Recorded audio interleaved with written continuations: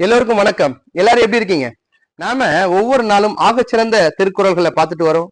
அதுல நாம இன்னைக்கு பார்க்கக்கூடிய திருக்குறள் ரொம்ப அற்புதங்க.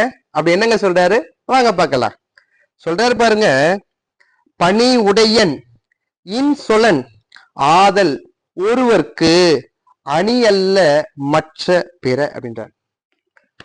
ஒருத்தருக்கு அணி எதுங்க? அணினா அணிகலன்கள், அழகு சேர்க்கக்கூடிய அணிகலன்களை நாம விரல்லையும் கைகள்லையும் நம்முடைய பெண்கள் அணிகலன்கள் அணிஞ்சிக்கிறாங்க.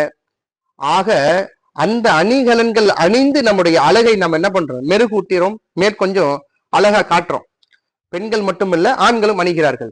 ஆக எல்லோரும் அணிகலன்களை அணிந்து நம்முடைய அழகை மெருகூட்டிக்கிறோம்.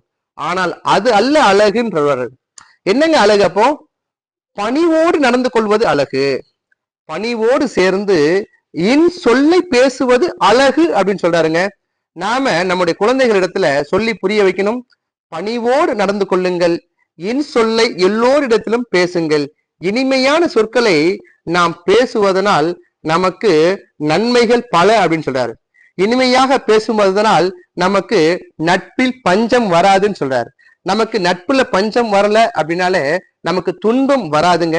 ஆக நம்முடைய குழந்தைகளுக்கு இனிமையான சொற்களை பேசி பழகுவோம் என்று சொல்லி, மீண்டும் ஒரு அழகிய சந்திப்புல உங்களை சந்திக்கும் வரை உங்களிடமிருந்து விடைபெறுபவர் உங்கள் முனைவர் பா மொய்தீன் பாஷா.